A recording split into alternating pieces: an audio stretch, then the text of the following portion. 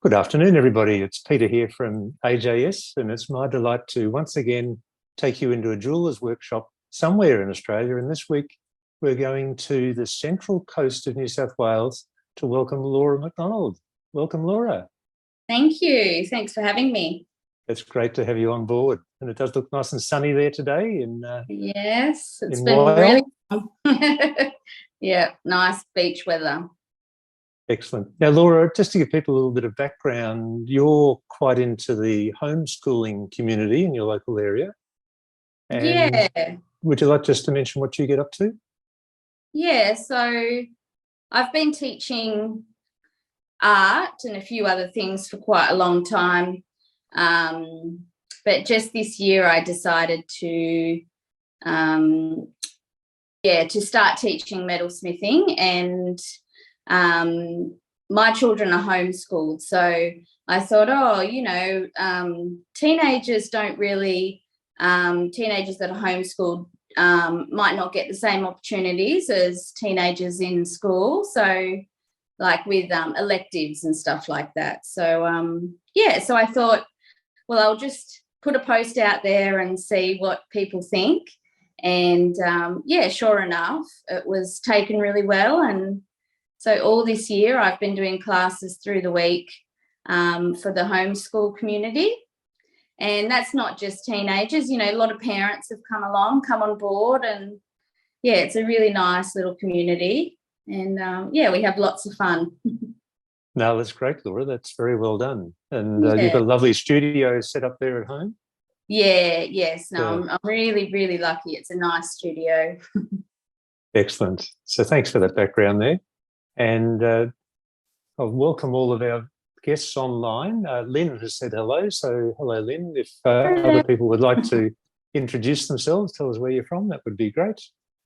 Now, Laura, today we're going to make a bezel set ring. Yeah. First of all, would you just like to define what a bezel set ring is?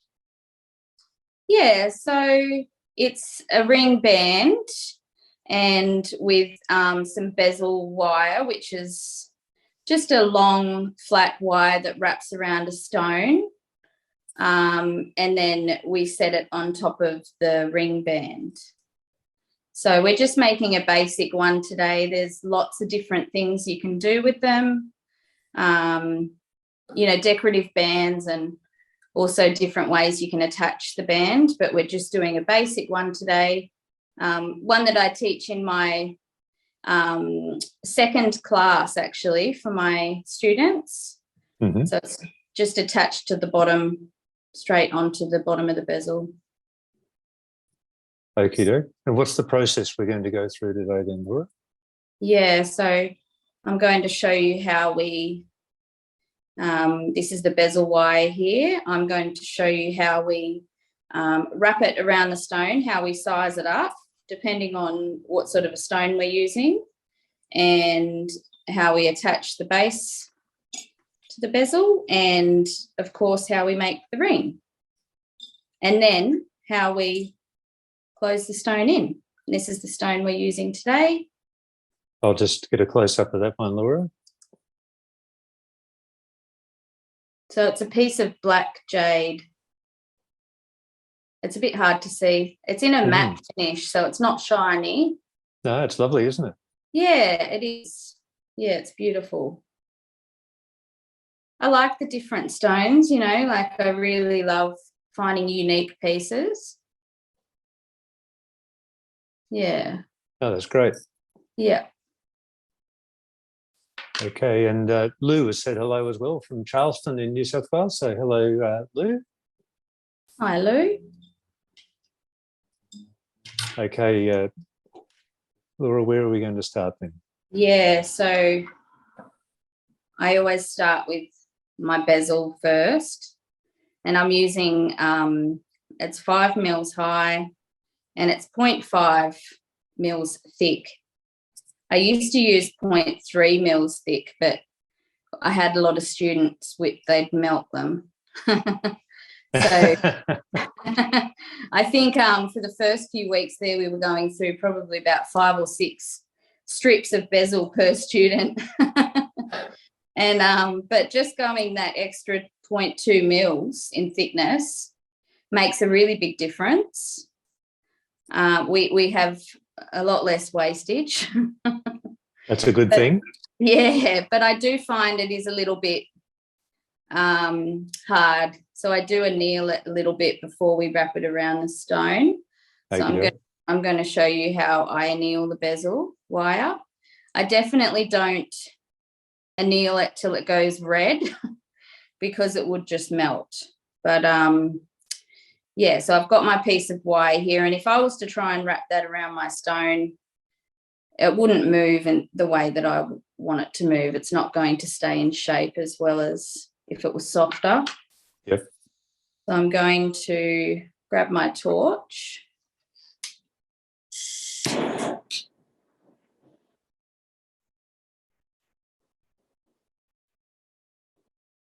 And you can even see it starting to relax as I go along. You can see the wire starting to droop a little bit. I can see that that is glowing a little bit. You might not be able to, but that's as far as I take it. Okay. And then I squelch it in my water. And then now it stays in shape. It makes such a difference. That's a huge difference, isn't it? Yeah, it really is. So now I'm going to wrap it around my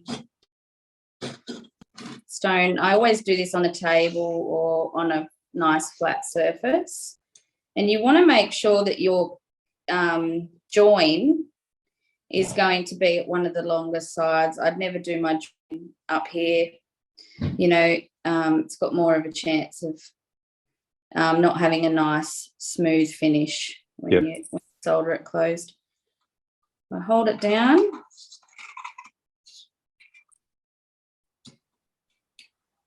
And I just overlap it like that. Well, that was easy. Yeah, it's nice, isn't it? And then I just mark it with my pick. This is the part where I'll always say to my students, just take your time, because it happens so quick. You can just chop off just the tiniest bit and then all of a sudden it's too small. Yep. And that's when we'll have to start from scratch again. So I flush cut that piece. It's the old saying, isn't it, Laura? Measure twice, cut once. That's exactly right. Yeah. And like, I know that's still going to be too big, but it's better to be safe. Yes. And I also am going to have to get my needle file and just file in the crack there. So I know that's going to take a little bit of metal off as well. So just a little bit more.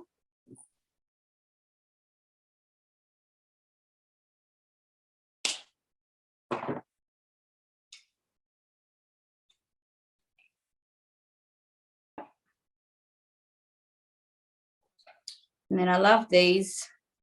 This it's a 400 grit sandpaper needle file, and I try and do both ends at the same time. Gee, that's clever. I pinch it, but it's very soft, so it doesn't always work. And it doesn't take much, and you really don't want to take too much off, because you can, just take off a little corner bit, and then you're not going to have a nice clean join. That's a nice join. So I'll pop it back on, and yeah, that's going to be a really nice fit.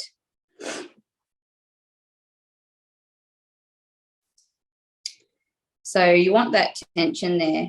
You want it pushing into the metal, sort of pushing into itself. So I push it over and under a little bit and then bring it back. I just get my flat pliers and I squeeze that bit there so it's nice and perfect. Right, yeah. When it comes to this part, I just solder on my brick here, like that. give it a spray with flux.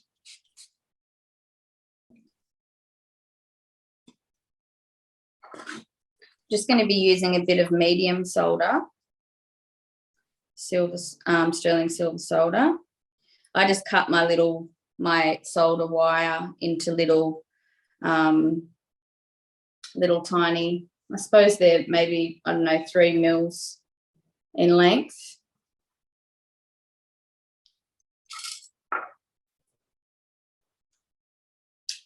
Usually when it's my students, they'll use a little torch,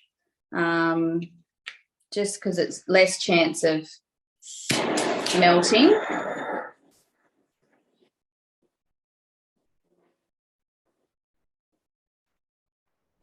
So just while you're doing that, Laura, Michael has asked if this is being recorded for viewing later. And yes, that is correct, Michael. You can watch this later on Facebook or at the AJS website or on YouTube. And then I like to just twist my bezel around. I just want to make sure that the solder has come right through. Yep. Yep. And it doesn't take much at all, and I can see that's come through there.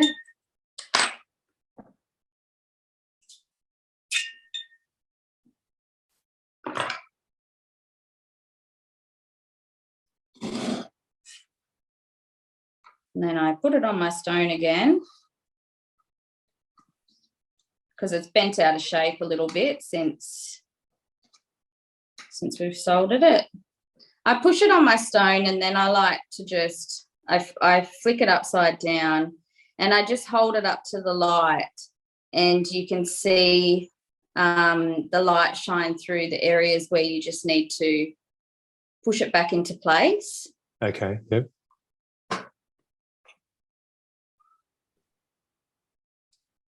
Once we, this is the last chance you get before we put it on the piece of metal sheet. So I'm using silver today. So once it goes on there, you can't change the shape.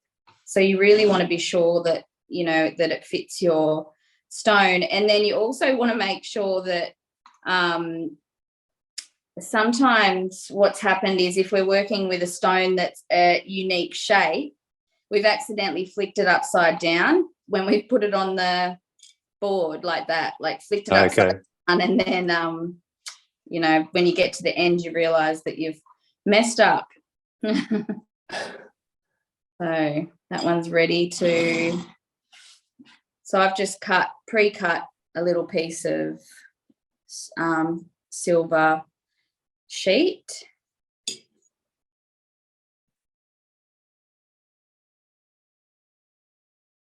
And then sometimes I'll give it a little sand if I put it on the bottom sheet of metal and I can see that there's light coming in from the bottom, like it's not flush.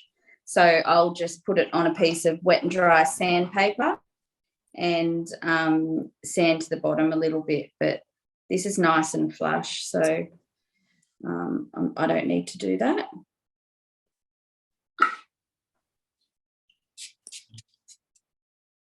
So Lou was about to ask you a question, but you answered the question before he got the chance to ask it. So, what was it?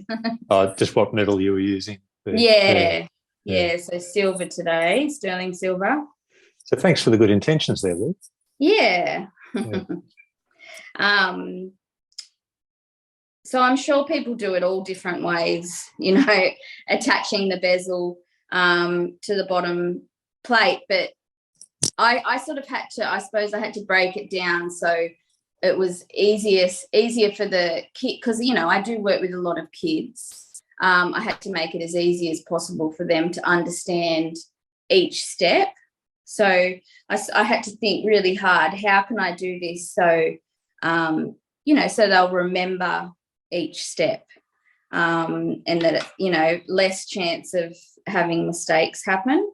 Yep. So yeah, that's what I'm doing today. So I've sprayed it with some flux, and I'm actually just going to dry it a little bit with my torch. So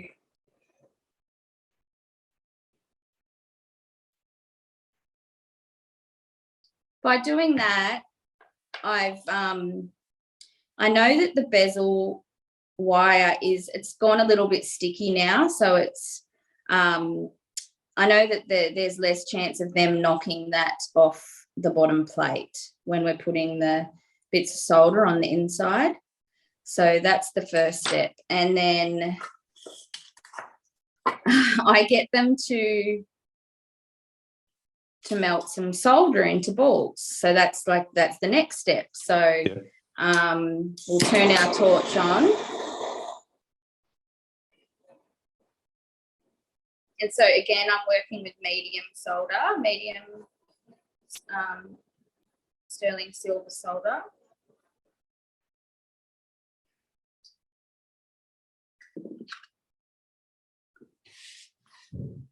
So now they've got a few balls of solder, and we get our tweezers. Depending on how big our bezel is, how big the stone is how many pieces of solder we'd need.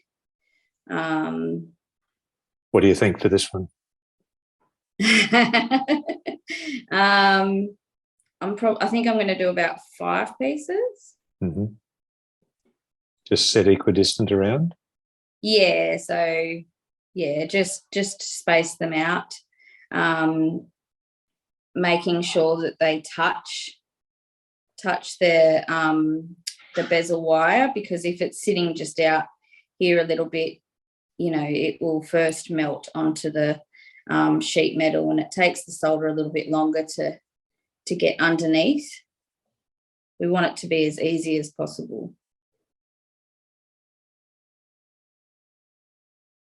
Yeah, so I've got them all spaced out. And then we use these are the bricks that we use in class. So I love that they're quite porous and that the heat moves really well through the brick, because this bezel wire is obviously thinner than the sheet metal I've used. So I know that this is going to heat up quicker than this. So, we use the brick to our advantage, where we, the flame, we sort of go around the outside sort of on the brick, and then we'll go inside a little bit and then back out. So we're not, it's all heating at the same temperature at the same time, instead of, just going straight in the middle to melt the solder, and then you've got more chance of this melting. And then it's sort of, I don't know, I've found that it melts sort of into the into the bottom plate, and it ends up being like a really wonky bezel. And then you go to put your stone in, and there's not enough overlap to close over the stone, because it's melted. Mm-hmm. So we put our torch back on, and now we, so I just move the flame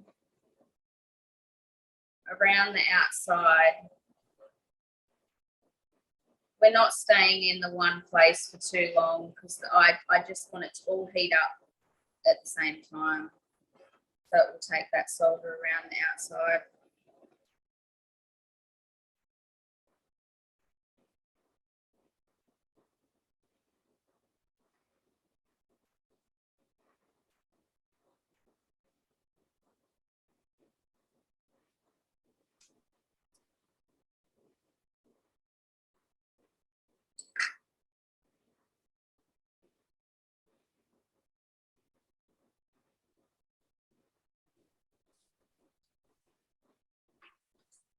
And then they all melt together, and they know where to go.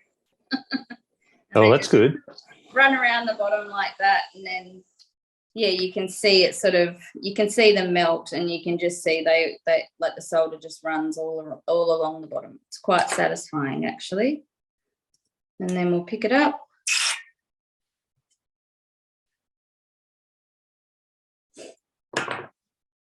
And then that's all soldered onto the base. You happy with that result there, Laura? Yeah, I am. Yeah.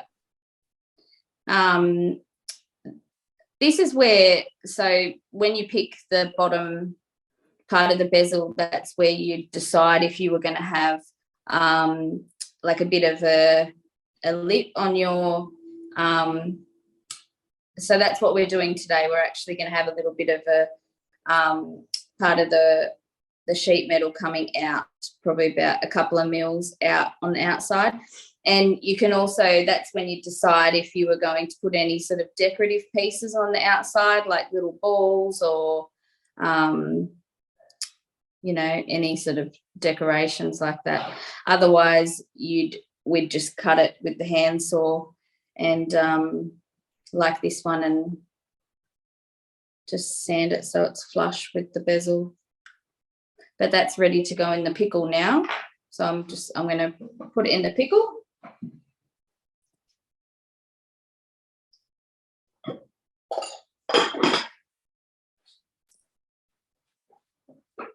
And then this is when we move on to make the ring band. So I'm going to work with a oval white sterling silver wire today. I quite like the oval shape. It's yeah, we've been using oval a bit in the studio lately. I like that. I feel like with round wire it sometimes sits a bit too high off your finger, and sometimes half circle wire, like half round wire, I don't know, it's sometimes I feel like it's a bit thin. So with the oval, it's just a really nice ring shape, I think. So that's what we're doing today. Oh, Laura, just got a question from Lou. He said, what is the pickle? Yeah, so it's so I get my pickle from AJS, and it's a powdered solution that we mix with water and keep in a, well, I keep mine in a little slow cooker, and like I think it's 1 litre, and then we mix it with water and the powder dissolves, and then that when it's nice and warm, we drop our metal in there, so our silver gets fire scale on it, which is like you saw with the bezel piece, it has all the discoloration, the sort of the black pieces on it. Yeah. We put it in the pickle, and that takes it all off for us, most of it anyway. Yeah. Excellent. Thanks for the question, Lou. Yeah, thanks, Lou. I feel like this is soft enough to, I'm not going to have to anneal it. So if we were working with a thicker wire, I would anneal it first, so I could curve it around into a ring. I've already got my needle file and just sanded down the 2 edges so they're nice and straight. Yep. I'm just going to put them in these pliers here.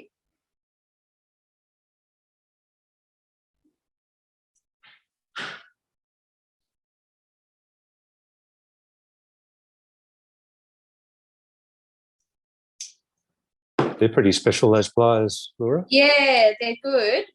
I actually had them for so long, and then I did, you know, did you see how I turned it around and did the other side? Yeah. I never used to do that, and then I realised, oh, if you do that, it closes it right up. So, yeah, you do sort of both sides like that. But, yeah, it only takes it so far, and then I'm going to use some pliers that have the half a circle on top and flat on the bottom. And something I say to my students is, like, it doesn't have to be, your ring doesn't have to be in a perfect circle when you solder it. It can, like, my rings are really funny shapes when I solder them, because I actually like to bring down my edges like that. Yep. So, yeah, we don't hammer it out into shape until after we've soldered it, closed and pickled it usually.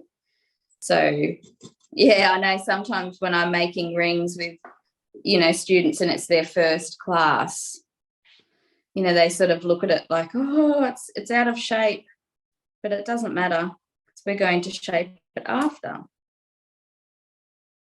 Now, are you making this to a specific size or just a random? Yeah, so I'm actually going to take this ring to the market on Saturday. So Yep. I chose size 8. I know there's lots of different sort of ways you do sizes, but I usually do them in numbers. So I find my most popular rings are between a 7 and 8 for ladies. So I've just picked that size. So Makes sense. sort of random. You can tell them as seen on TV. Yeah, that's right.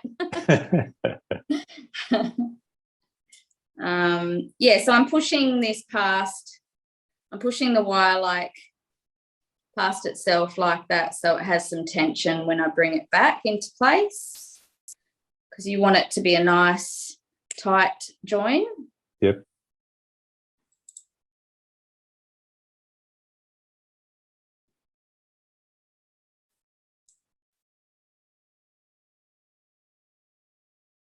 Yeah, so I'm pretty happy with that.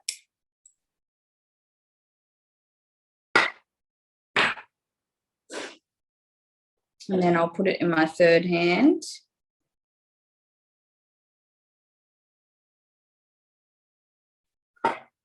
And spray some flux.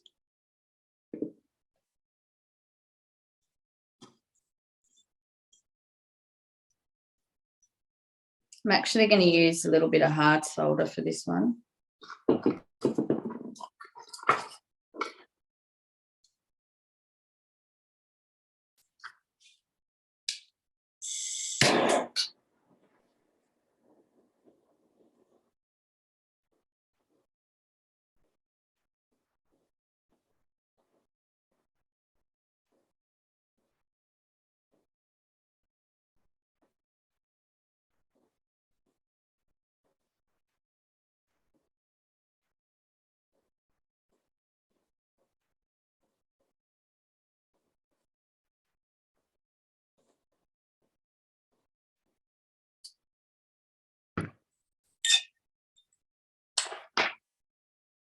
And that's melted.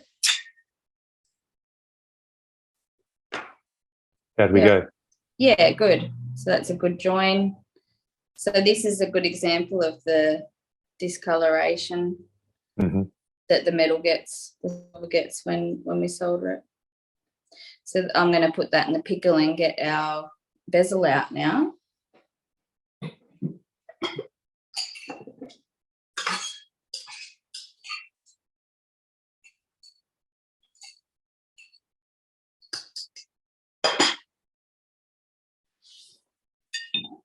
So how has the bezel come up, Laura? Yeah, no, it's come up really nice. So it's taken a lot of that tarnish off. Yep. And so from this stage, I would get my hand saw and I would just cut around the edge, the parts I don't want on there. And then I would get on the flex shaft and sand down the edges. I've already done that with this piece here. So I've kept a little bit on the base. So I've left that bit on the outside. I think it gives it a really cool look. Okay. And you've just judged that by eye? Or? Yeah, just what I feel like doing. Do you mean like the thickness? The distance, yeah. Yeah, so it isn't perfect. I don't think it needs to be.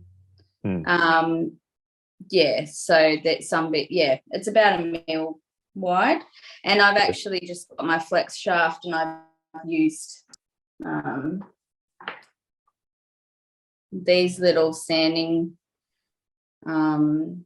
wheels. I think I saw that. Are you guys selling these now online? I think I saw the other day that you do, and I was really excited. Okay. Yeah, I couldn't speak to that.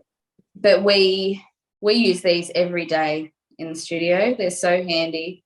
So I would go in with the 240 grit and then I went to the 400 and 600 just to smooth it all off.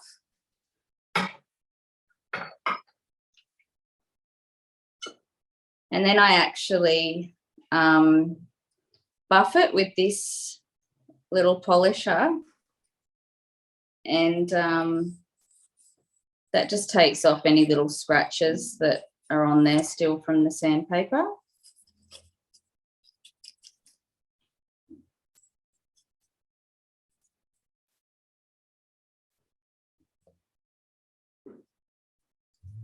They're really, really handy to have. They make it look really shiny. And now it's ready to patch the ring. Looking good. Yeah. All right. So it doesn't need to be in the pickle for too long if the pickle's nice and warm. The rings How warm is warm, Laura? Oh gosh. With my slow cooker in the morning, I turn it up to high until it's sort of simmering, and then I'll turn it to warm for the day. Oh, okay. I don't know what temperature that would be. You're really testing me now.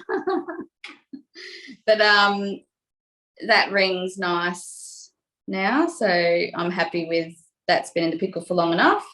And then we'll move on to shaping the ring. So we put it on our mandrel, and then we've got our hammer, our rawhide hammer, and hammer it into shape.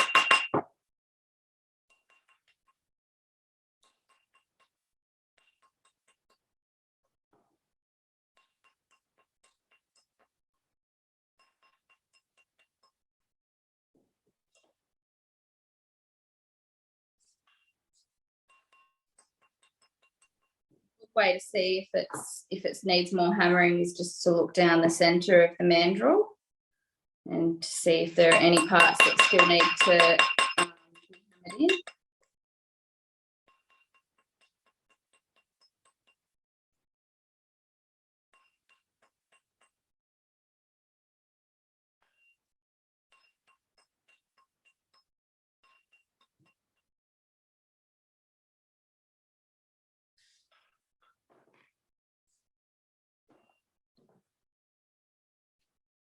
Yeah, so that's perfect. And then I like to clean it up a bit, especially the join where we've soldered. Usually always there'll be something there that we need to sand down a little bit. So Lou's commented that he likes what you've done so far. So thanks for that Thank comment, you. Lou. So I've just got some sandpaper on there. It's a 240 grit.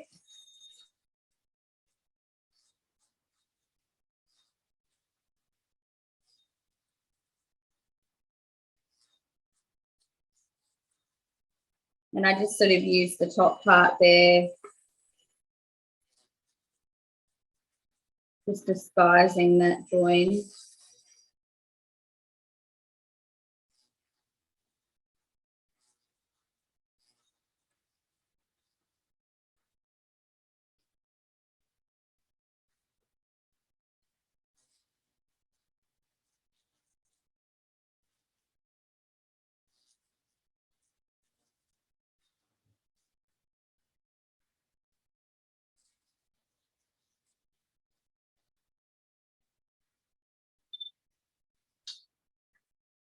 I'm just going to change the grit of sandpaper.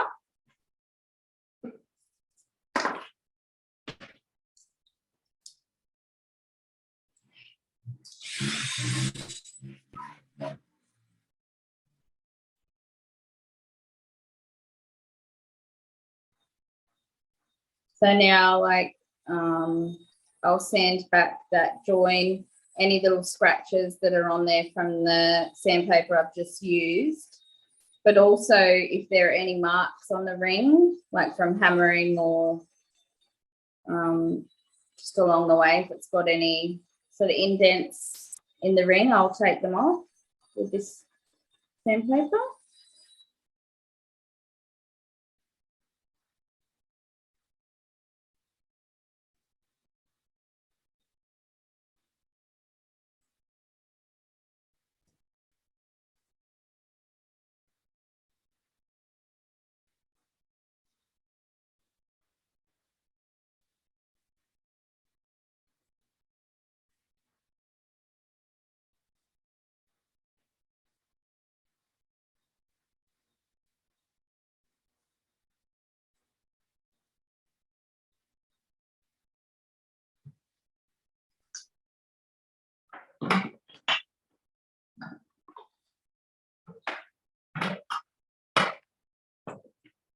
And then I go back in with the buffer.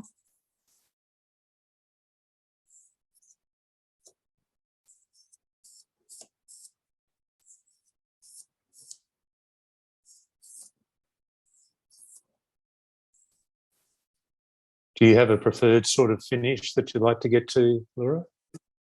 I like them quite shiny, so this part I know I'm going to have to, go in with a bit more sandpaper once the bezel is soldered onto the ring. So yeah, I'm not too fast at this stage.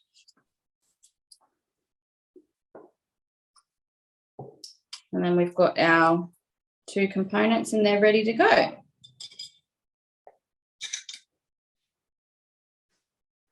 So I use these tweezers to solder the ring and the bezel together.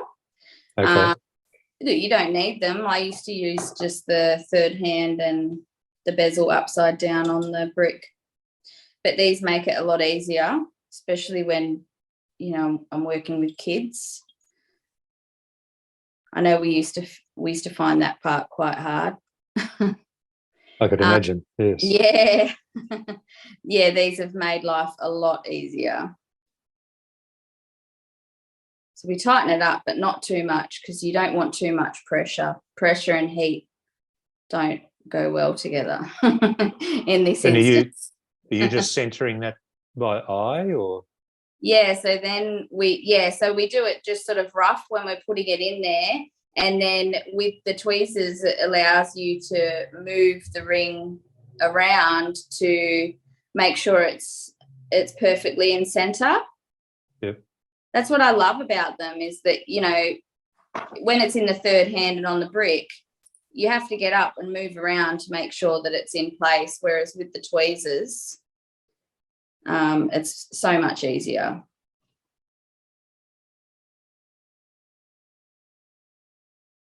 Yeah, so you look at it all directions. You've impressed Lou again. Sorry? You've impressed Lou again. Oh. Nice. All right, so that's ready. So I'm just going to put that on my brick and a bit of flux. And I'm just going to use a bit of easy solder. And I'm just going to use one piece.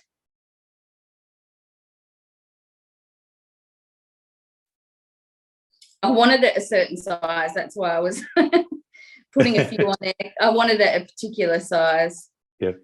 I don't want one of the really tiny pieces of solder. And I only want to use one piece. So I wanted it a little bit longer. Fair enough. Okay.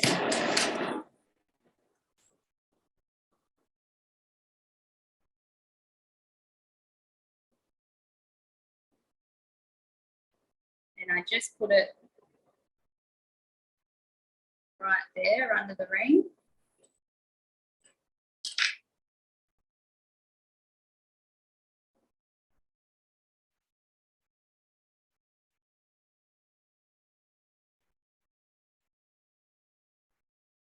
And I could see that went under. I'm just going to turn it around and just check that it's come through.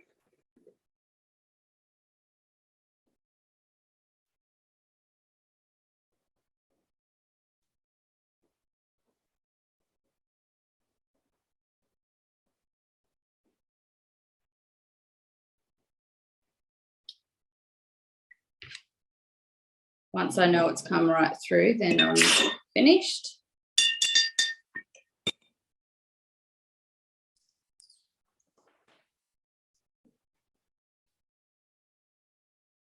It's on there nicely. Look at that. Yeah. Perfect. It's taking shape. Now I've got to put it in the pickle. So now I take this time to get my flex shaft ready with the grit sandpaper, and I'll start getting all my tools ready for putting the stone in. I've got one little tip about quite often my students will want to put the stone in to check that it fits before we've soldered the two parts together. Oh, okay. You know, they get stuck. So you'd know this, Peter, but we use little bits of floss. Yeah, you just, if you wanted to try the stone in, you'd put the floss across and then put the stone in so you can pull it out with the floss. Yeah. Yeah, we've had a few mishaps where they haven't known about the floss and have put the, oh, yesterday we had one. The boy knew that he needed floss, but all he did was just hold it on there. He just wanted to have a look, and then he goes, it just dropped in. So, and it was quite a snug fit, so it was a little bit hard to get out, but we got it there eventually. Never You a live dull. and learn. You live and learn. Huh? So I'm going to be using my bezel pusher, this one here, and my ring clamp.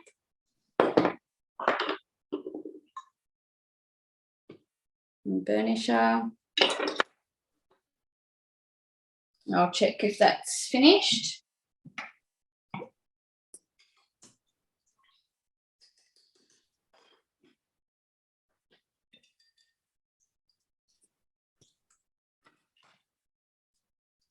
Yep, so that looks quite good.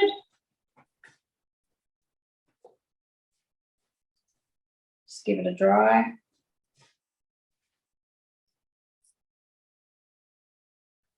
And then I'm just going to tidy it up a little bit with the 600 grit sandpaper, just to make it look all nice. And I like to get it every step done except for putting the stone in and polishing. So when I put the stone in, all I want to do after that is polish it. So that's how we do it here.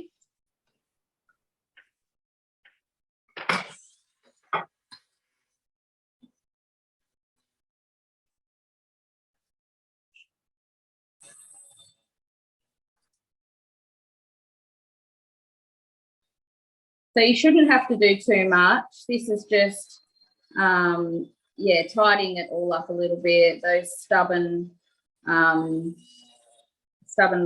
that haven't come off in the pickle.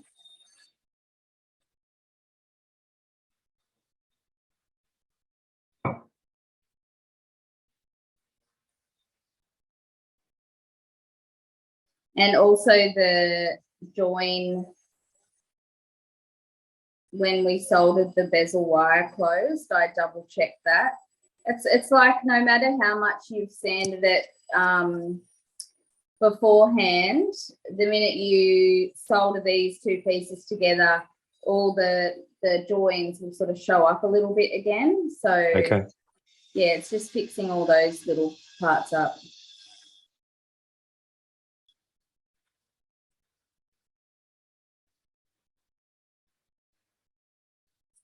So Lynn was impressed with your tweezers, Laura. So I've just put a link in the comments to the pair you can get from AJS for under $12. Yeah, it's such a great investment, and they don't cost much at all.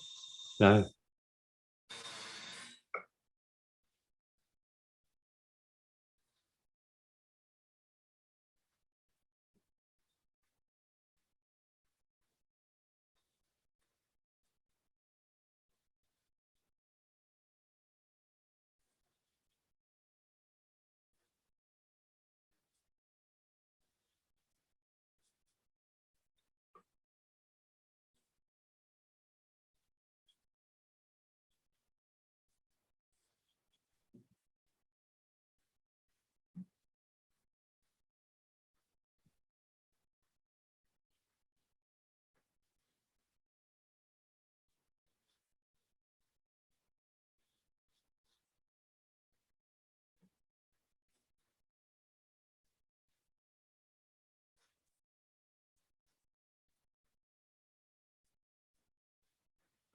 And I don't tidy up the inside unless it's going to be a clearer stone.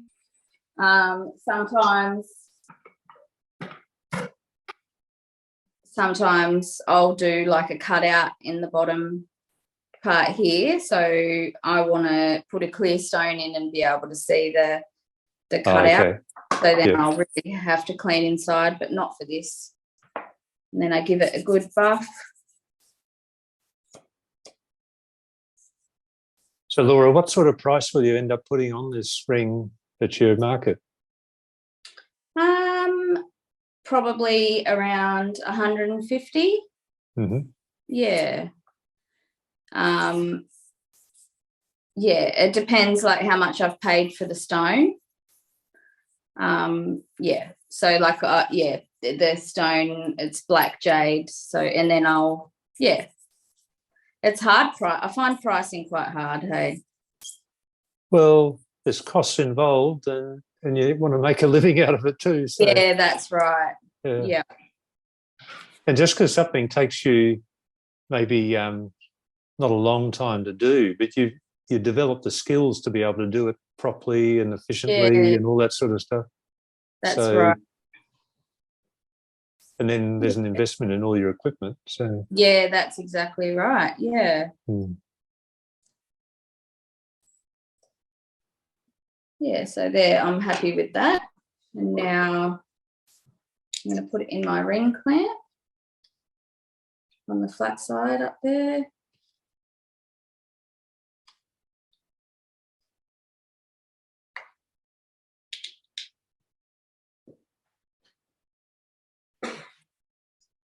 And now the moment of truth. Does the stone fit?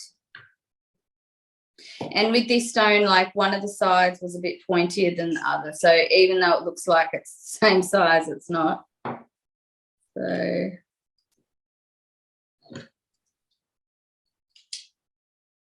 yeah. That sounded encouraging. Yeah, very good. No, it fits like a glove. Nice.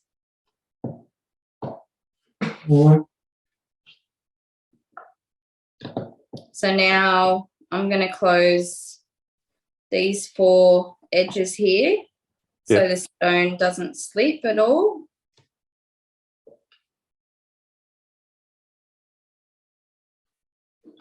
On the opposite side. Slow and steady wins the race, I suppose. Yeah, that's right. Yeah.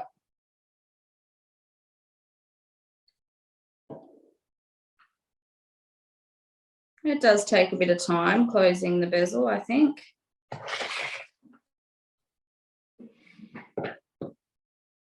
And then I just work my way around once I'm happy with that the 4 edges are done and I know that stone's not going to move, then I just work my way along.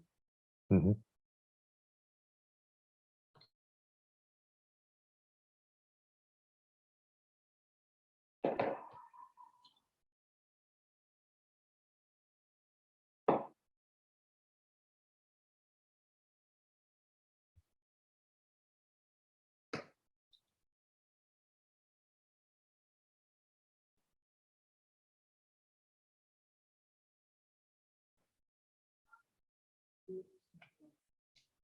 It's really nice watching it come together.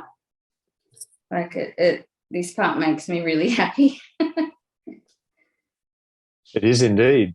Lynn's also impressed. She said it's looking great. Thank you.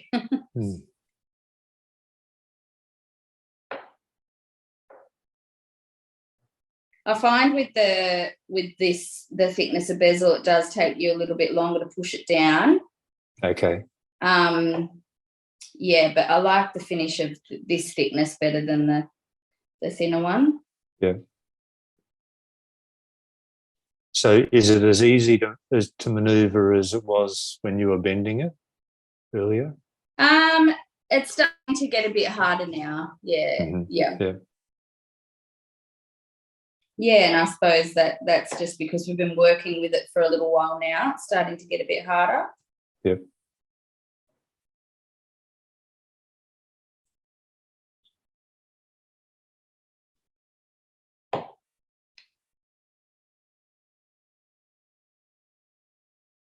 Are there any do's and don'ts in this process, Laura?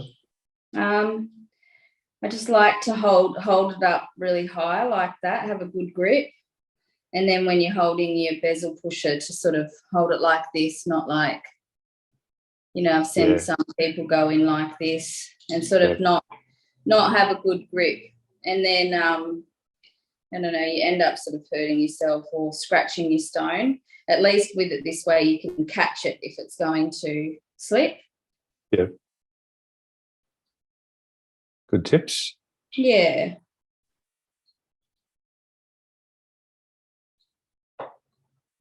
So Lou says it's surprising how neat it is looking using that tool. So yeah. Great job. Thank you. I'm just going around with the bezel pusher, just pushing a couple more pieces down, and then I'm going to get the burnisher and push the rest down with that. Okay. I find the sort of these parts to be the hardest, or if it's a stone with points. Yeah. And you can go wrong, like if the bezel's too high.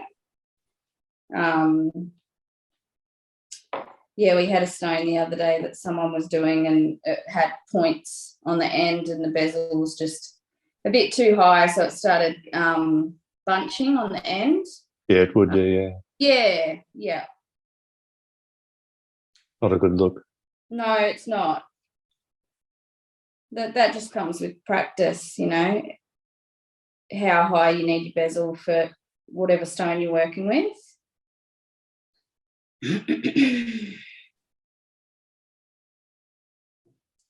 So I'm quite happy with that now. I'm going to get the burnisher.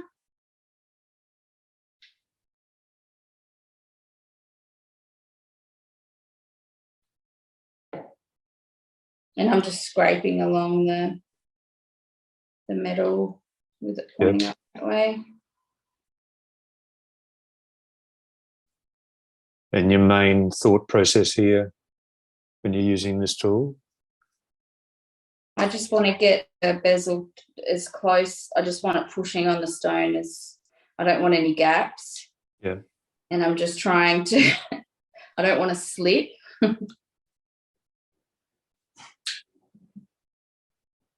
See, just a tiny bit there. It's just I've got little tiny, this when you're working with the matte stones, just the tiniest little nick can just give a little scratch. Can you do anything about that? Yeah, yeah. It's only a tiny one, so.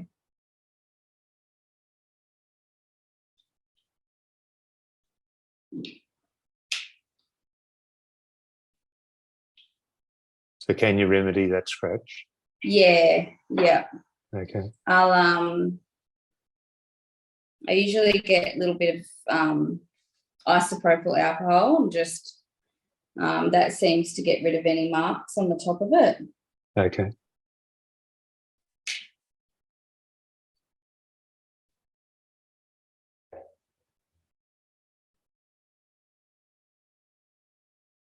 And you do get little marks around here, just little ones from the bezel pusher. So while it's in there, I'll just go over it quickly with this thing. So Lynn has asked, is that an agate burnisher, Laura? No, this is just a, what would that be made out of, Peter? I think I got that from AJS. Steel or something. Steel, yeah. Yeah, yeah.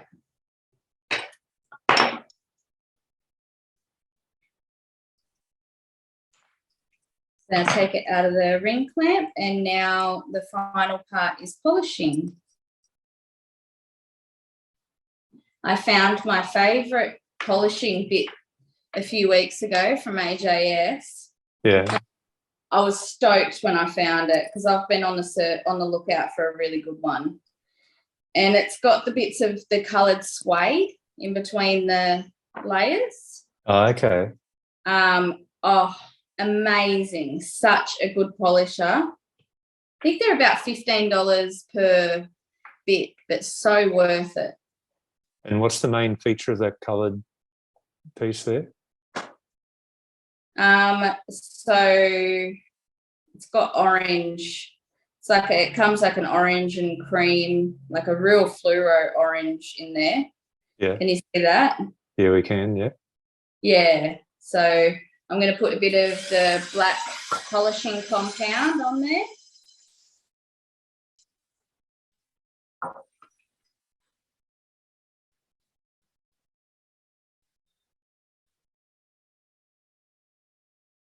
And like we say in the studio, polishing is like brushing your teeth. That's what the kids say, because, I say back and forth, add a bit of pressure. And they think about this every time they brush their teeth. Yeah, I'd say so.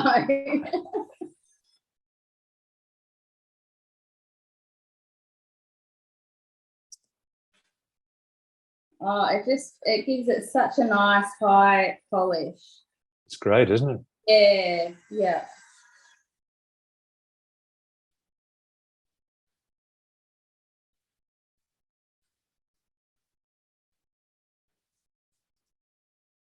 Yeah, Lynn's like you. She loves polishing. Oh, yeah. And sometimes we'll just leave something like a matte finish, the silver, but I do love a nice high polish. Can you see how shiny that is? Oh, it's brilliant. Yeah, Lou's enjoying it as well. Thanks, Lou. Yeah, it's a nice process.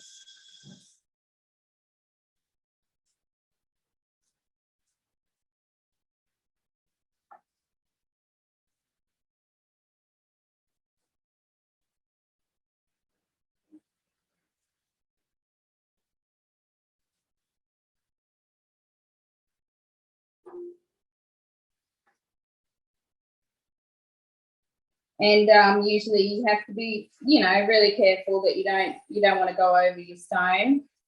But look, I don't really have to worry because it's a black stone. No, I'm still trying not to go over the top because, I don't want to, make it look a little bit funny. So, Laura, sorry, I just missed the main reason you like that particular wheel. It's sturdy. It's really sturdy. So I like that it doesn't have sort of little bits of fluff that come off. But, really the best thing about it is it gives such a good polish. Okay. I don't even know what it is about it. It's just amazing. But it's really nice, thick bits of, I think it's suede. I'm sure that's what it is, yeah. And that orange fluoro, does that serve any purpose or not? No, and actually when it's pictured on the website, it's actually different colours compared to what is sent out. Okay. But it's layers of suede. I suppose it's just really nice, thick material. And they must just, help give it such a nice polish. And it doesn't take long either.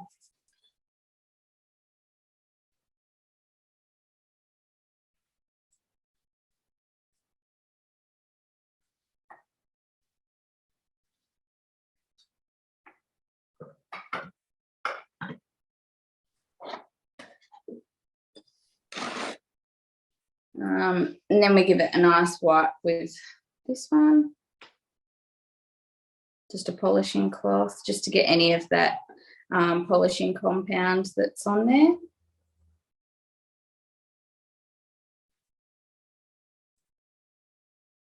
Well, I reckon that's worth every cent of what you want to charge for it, Laura. Oh, thanks, Peter. Yeah, no, I really like that. Oh, it doesn't fit me. Just as well. You got to try and sell it. You got to earn a living, Laura. I remember when I first started out, selling my stuff, and I would only make rings that were my size because I thought, well, if people don't buy it, I'm just going to have to wear it. So I was listing all these things on my website and it was all size 7s. And then I thought, well, I better branch out and start making other sizes. But yeah, no. So that's the finished product. No, well done. We'll have another look at that, eh? Yeah. And of course you can attach the ring like different ways. But that's a nice basic one that we do in usually our second class. Yeah. Well, you'd be proud to take that home. So, and Lynn agreed with me about the pricing too. So, yeah, thank you for that, Lynn. Thanks, Lynn. Cool. Well, Laura, great job. Thank you. So you're just going to get into that with a bit of, what did you say, to just get rid of that scratch?